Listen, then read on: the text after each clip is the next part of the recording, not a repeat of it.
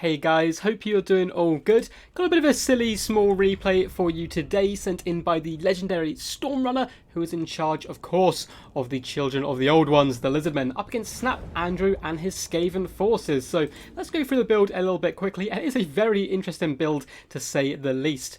Over on the left-hand flank, we actually have some Feraled Cold Ones, as well as some Cold One Riders. Looks like we have the same on the other flank as well. Now, I'm not a big fan, personally, of the Feral Cold Ones myself. I think they've got really poor leadership, and they rampage very easily, and they're quite hard to break into the back line. But at the same time, they're relatively cheap, they're relatively cheerful, and they can hunt down weapon teams, Giselles, and the like. For our main battle line, he has got incredibly cheap, with just skink cohorts dotted all the way along, just trying to make a bit of a meat shield wall for the big dinos to come in, and that is going to be a Feral Stegodon down here, as well as a Saurus Scar Veteran on top of a mighty Carnosaur. He is no Grimlock, but he's still a precious beast who should be kept safe at all times. So, going to be pretty damn cool. He has brought the Plaque of Dominion, an ability that I don't use too often, but I quite like it here in this pick. -8 leadership, going to help break the forces of the Skaven quite quickly.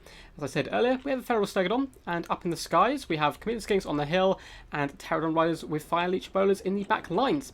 Now, for his Lord, he's actually gone for a Lord I haven't used in months and months and months, but when I first got into the game, this was my go-to choice to Henowin, the Red Prophet. He is, of course, going to be on top of a Stegodon here, and it is no normal Stegodon. It is the engine of the gods. So he's going to be kind of Stand Your Ground, Manticore Summon, Amber Spear, and Flock of Doom. So all good competitive stuff. Looks like he also has the Plaque of Sotek as well. But the main thing here we're going to be looking at today is the Burning Alignment, which is a big laser strike which does come in from the sky. We have to see if he can make them work. They're relatively easy to dodge, unfortunately. Now, for the force of Skaven, he does have double Storm Vermin with Halberds, but no shields on these guys, which is quite surprising.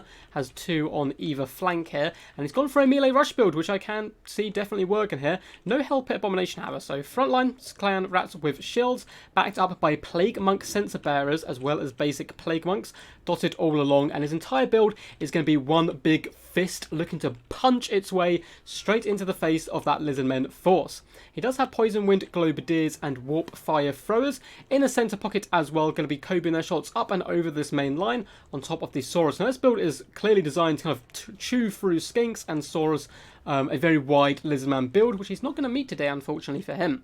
He does also have Quick Head Taker on foot, looking completely glorious, coming in with the Dwarf Gouger as well as Trophy Heads. Looks like no caster here, so maybe a bit of a newer player coming in, because I would always recommend taking a caster in any matchup. Perhaps he's just trying something a little bit new, who knows.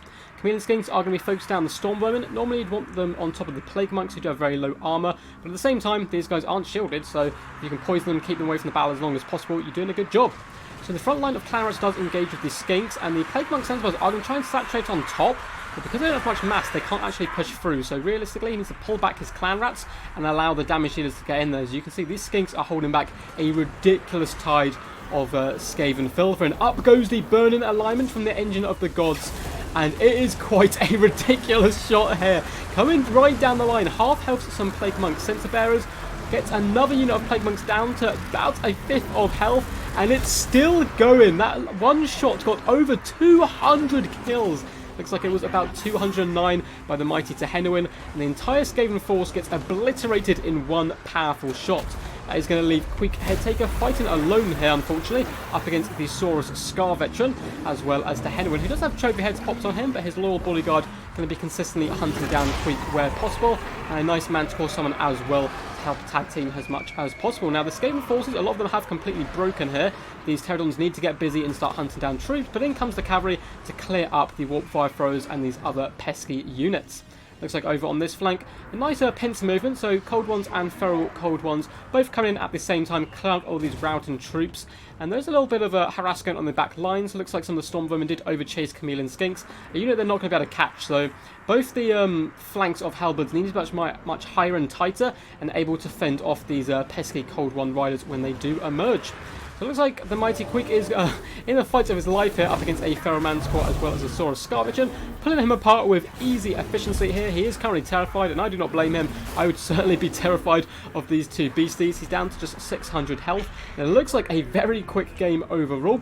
Pterodons with Fire Leech Bowlers coming in and pestering these Plague Monk Sensor Bearers, and they're going to do a fantastic job up against these unarmoured guys.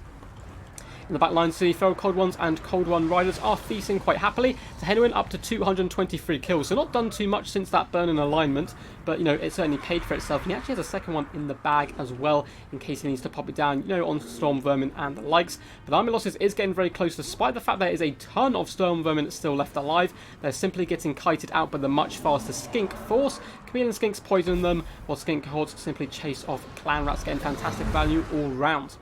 And it looks like that is going to be game. So a very quick battle there. I just wanted to show it off as it was quite a funny build overall.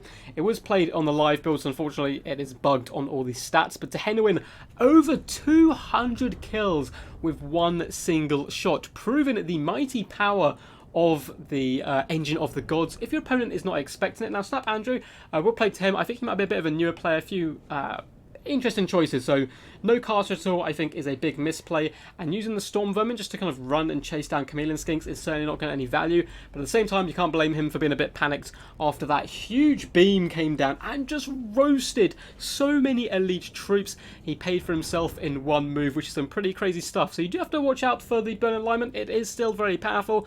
It does take a while to cast, unfortunately, so some of the more experienced players do have good ways of dodging it. But I like the use of Tehenwyn here. I do want to use him myself, perhaps in some Death Blob builds. He can give mass poison to all the enemies around him and the like, which could be some pretty damn good fun. So I hope you guys did enjoy this silly little replay.